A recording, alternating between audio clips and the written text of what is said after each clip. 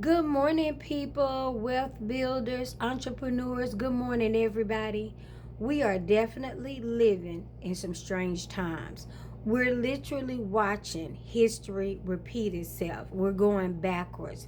Something that we really thought we could not do, that wouldn't happen. And that's part of the problem. For those of the Gen Z, I know they're looking like, what? But just think about, guys, how many times we talked about, oh, we not our ancestors. We ain't going back. We're not doing this. When you think about it, and I have to really, because I used to say it, and I have to really apologize because my perception, or when we say we are not our ancestors, the perception is that somehow they were weak and somehow they took things that they didn't have to. But literally, look at us now. We know supposedly our rights. We were at one point our ancestors' wildest dreams. And yet you have some of the the stars and people with money who are so ignorant of the past and of history that they go along with things just for some money. Money that's not going to change anything, not enough money to significantly make a difference, not even in their own legacy, not to mention the black community. We no longer have a sense of community, black people, and that's part of the problem. We really forgot. So you're right. We are not our ancestors. We are not intelligent. We are not strategic. When I look at and the possibility that Ludacris was about to go out with Kid Rock on a fest, you know what that stands for.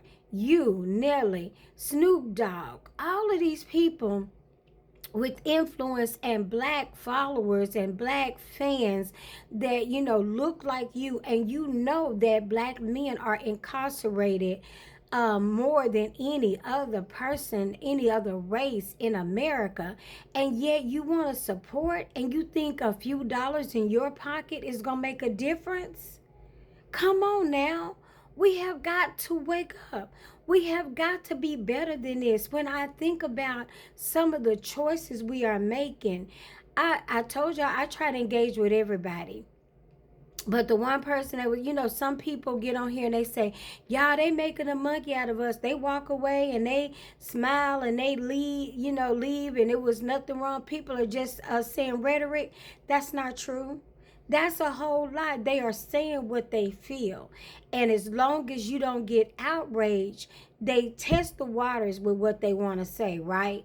And as long as there's no outrage, they push the button. They say, see, people don't care. Everybody wants to go back. And to make it worse, there were a significant number of black people that either did not vote or they voted with this new administration, and that is scary. So, and they didn't even realize what they were doing. And most of you who voted about two issues. You didn't want same-sex marriage, and you was worried about LGBTQ community, or abortion. And those are two things that you make a choice about individually. It's not something that needs to be regulated or destroyed. That's not a federal decision. And yet you use your vote to try to make it one. Basically, you use your vote to try to control how people live. And that's just the opposite of what America is supposed to be about. Hello? That's why America broke off from England, because they did not want taxation without representation. Well, guess what? Neither does LGBTQ or a woman who wants to make her own choice.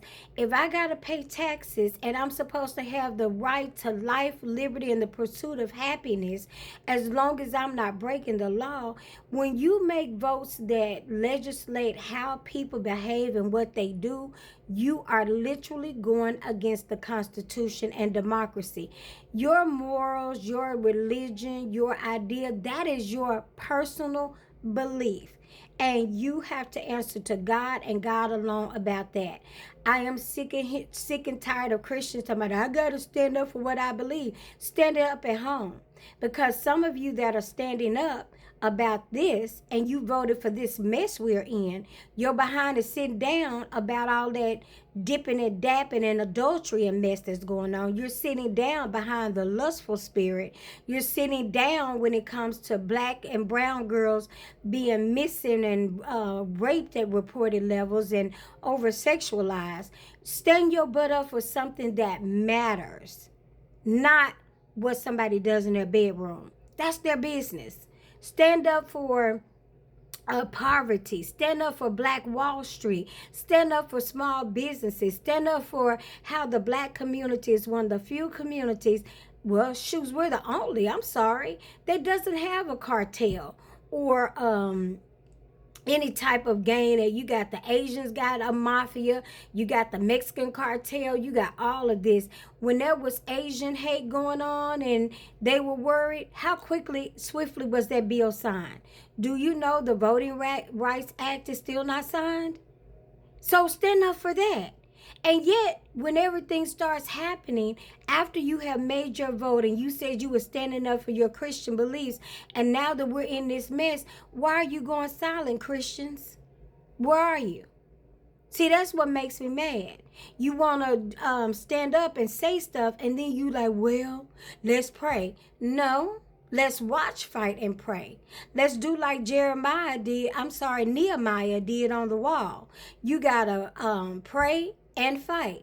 He had the Bible in one hand and he was building with the other.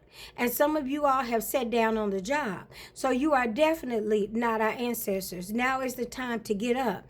It feels overwhelming. It feels confusing. It's scary. It's frustrating. But if you sit down after you made a bad decision, if you sit down, if you made a good decision, basically you're giving up. And as long as there's breath in your body, then you need to keep fighting, because that's being about our ancestors. And we have a lot more knowledge. We have access to things. All we have to do is stay in the fight, be clear, and get an understanding, because in the understanding is everything. Am I right about it? When you don't understand politics, you'll waste a vote, because you'll vote for somebody who cannot win. And if you vote for somebody and say, well, they align with my beliefs, and you knew they wouldn't win, then you voted for the one that got in. That's how it works. There are layers to this. There are layers to most things. And people that are successful understand layers. People who are not, and they keep spinning the wheel because they're simple and they do not understand our I'm not trying to call you dumb. You're looking at it one-dimensional. Let me say it that way. You're looking at it very simple, and you're not getting the full picture. And it's okay to be simple or to not think about it. It's not okay to not research and get the knowledge. And I don't mean from sound bites. I mean the whole picture. Ask questions. Get clarity. We're living in some strange times, and there will be a time, and we're moving into the time where your voice will matter. You will no longer be able to straddle the fence. You will no longer be able to hide. You will no longer be able to say it's not my problem, or that doesn't affect me, and if it doesn't affect me, I don't get in it, because it affects you. Because it may not be you today, but what about your seed? What about your generation, your next generation? What about your children? Your silence today could be killing their tomorrow. You just never know. And you can't always foresee where they will be and how they will be affected. That's why you need to know who you are. You need to be ready to stand up for who you are all the time. It's been your girl, Candid with Kim. You're going to have to make some real hard choices real soon.